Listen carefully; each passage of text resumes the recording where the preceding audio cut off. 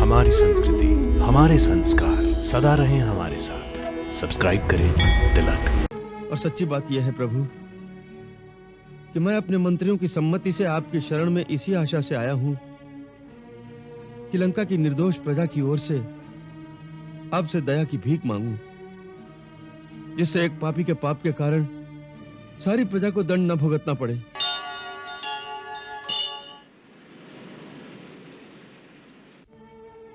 हे नाथ, मैं महाराज रावण का छोटा भाई विभीषण हूं।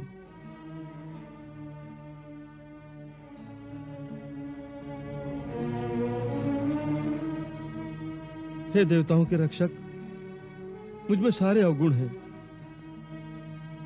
मेरा जन्म राक्षस कुल में हुआ है। मेरा शरीर तामसी वृत्ति का है, जिसके कारण स्वभाव से ही मुझे पापों से लगाव रहा है।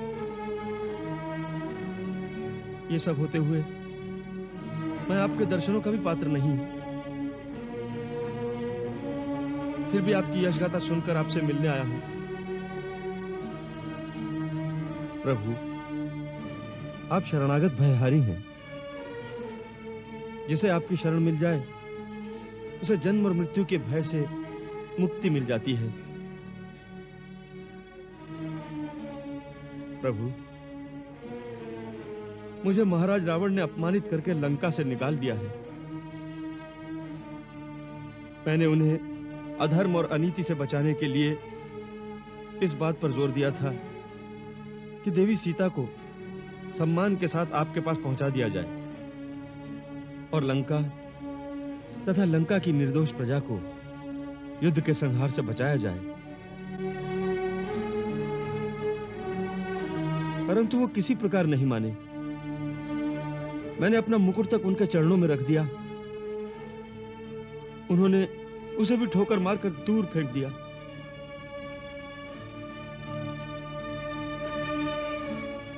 अब मैं अपमानित और तिरस्कृत होकर अपना परिवार, धन, संपत्ति सब छोड़कर आपकी शरण में आया हूं।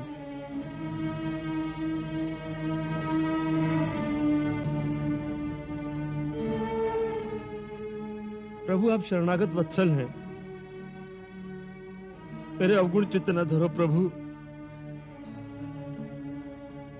मेरी रक्षा करो प्रभु, मेरी रक्षा करो।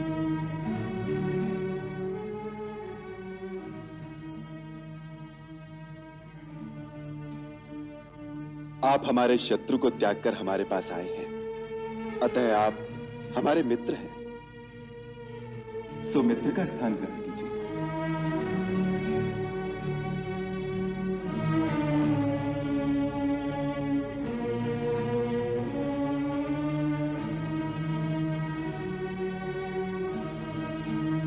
स्वामी, मैं तो एक सेवक बनने आया था।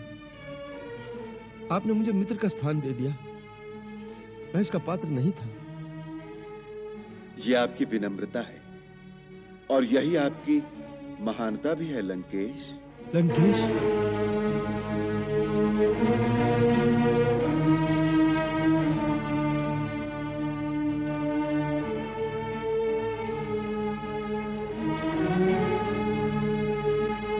प्रभु, लंकेश तो इस समय महाराज रावण हैं। आपने एक शरणार्थी को यह संज्ञा कैसे दे दी?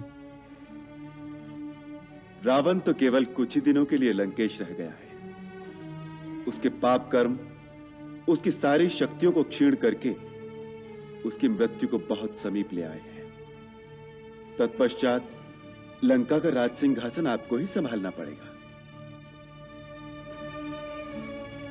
युद्ध के पश्चात लंका की प्रजा को एक धर्मपरायण राजा के द्वारा सुख और शांति देने का उत्तरदायित्व जितना हमारा होगा उतना ही आपका भी होगा। आपकी प्रजा का हित आपसे अधिक और किसके मन में होगा? हे प्रभु, आप सचमुच त्रिकालदर्शी हैं। यही बात आज मेरी पूजनीय माता ने मुझसे कही थी, जो मेरे पूज्य पिताश्री महर्षि विश्रवा हिमालय जाते हुए उन्हें कह गए थे कि महाराज रावण के पश्चात मुझे प्रजा की सेवा का कार्य संभालना पड़ेगा।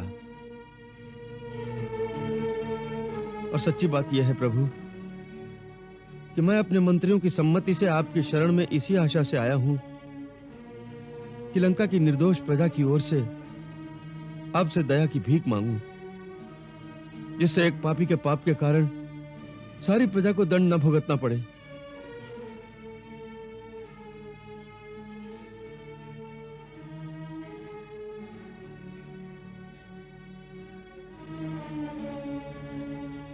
मित्र, हम तुम्हारी प्रजावत्सलता की सराहना करते हैं। हम तुम्हें वचन देते हैं कि हमारी सेना का कोई भी सैनिक लंका के किसी निर्दोष नागरिक को क्षति नहीं पहुंचाएगा, बल्कि मेरी सेना तुम्हारी प्रजा की रक्षा करेगी।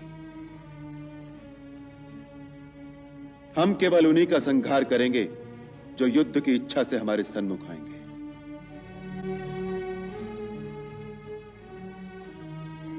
मैं लंका निवासियों की ओर से कोटि कोटि धन्यवाद करता हूं। आपने अपने सेवक के साथ उन सब को निर्भय कर दिया। आपसे बड़ा दानी कौन हो सकता है?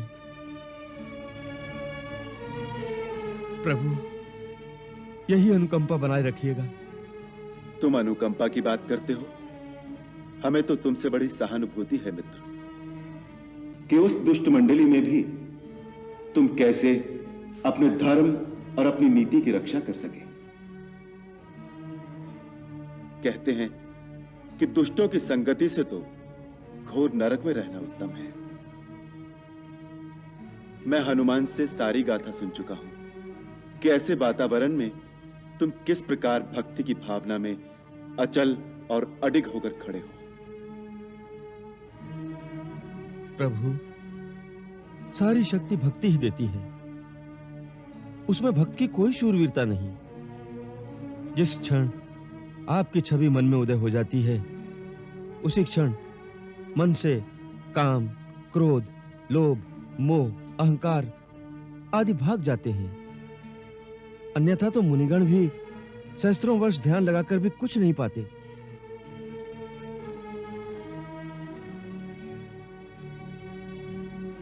यही परम सत्य है, जो संसार का माया मोह, भाई बंधु, मित्र, परिवार, छल कपट सब कुछ छोड़कर केवल एक प्रभु की ही शरण में जाता है, जिसका कोई आसरा नहीं होता, उसे भगवान स्वयं आश्रय देते हैं।